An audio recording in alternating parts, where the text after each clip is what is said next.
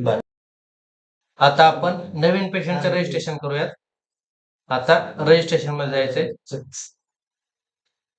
हा डॅशबोर्ड येईल, याची तारीख, याच्यामध्ये पेशंटचं रजिस्ट्रेशन करायचं. इथं जायचं, याच्यामध्ये आपण पेशंट रजिस्टर करतो.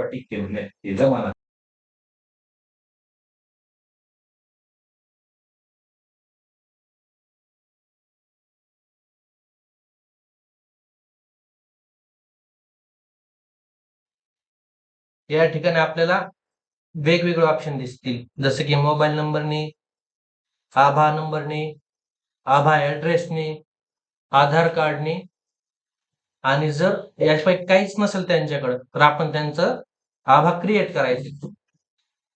तर आपल्याकडे एक पेशंट आलेले आहेत, आपण त्यांचं आता रजिस्ट्रेशन करूयात. पेशंट आले, सध्या त्यांच्याकडे यापैकी काहीच नाही, मोबाईल नंबर नाही, आभा तयारच केलं नाही त्यांचं थोडक्यात. तर आपण त्यांचा आभा तयार करूयात. क्रिएटवर जायचंय.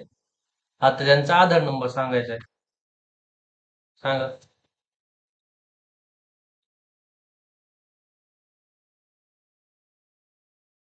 हा आभा नंबर टाकलेला आहे.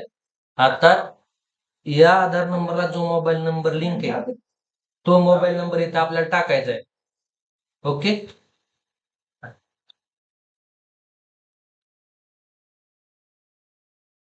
या नंबरवर ओटीपी आला असेल.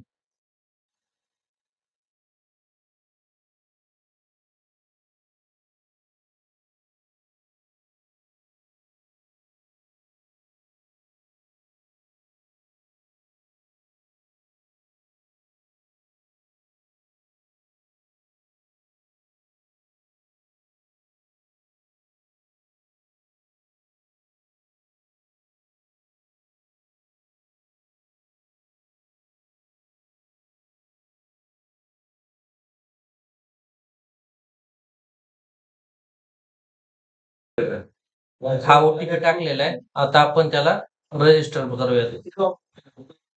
हो, हे केलं. Next. Mobile number is already, यांच्याकडे जो नंबर आहे तो अगोदरच आभा क्रिएट केलेला आहे.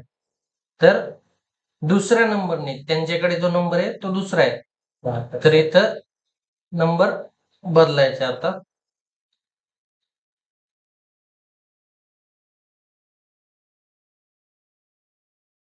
हा केलाय. आता ज्या नंबरला लिंक आहे त्याच्यावर जाईल, हे त्यांचं आभा क्रिएट झालेलं आहे.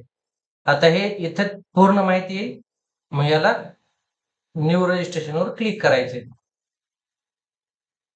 हे आता आपल्याकडे पेशंट रजिस्टर झालेला आहे. त्याच्यामध्ये इथं आल्यानंतर आपल्याला त्या पेशंटची माहिती ऑलरेडी आलेली असेल, तर त्यामध्ये फक्त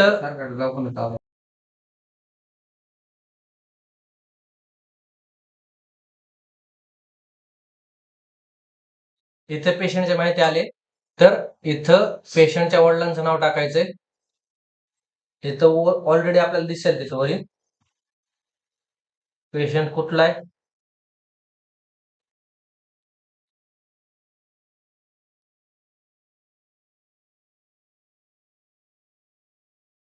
हा पेशंट कोणत्या कॅटेगरीतून येतो, तर कॅटेगरी किंवा ते आपण योजनेचा असेल, लाभ घेत असेल तर योजनेत सिलेक्ट करू शकतो. इथं जनरल मधून आपण सिलेक्ट केले आणि हे सेव्ह केले. आता हे सेव्ह केल्यानंतर या त्याची प्रिस्क्रिप्शन तयार झालेले आहे.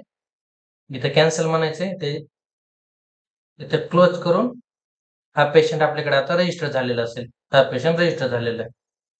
ओके. या प्रकारे आपण नवीन पेशंटचे रजिस्ट्रेशन करू शकतो. या अगोदर मी तुम्हाला रिव्हिजिट कशी दाखवायची हे दाखवलेलं आहे. धन्यवाद.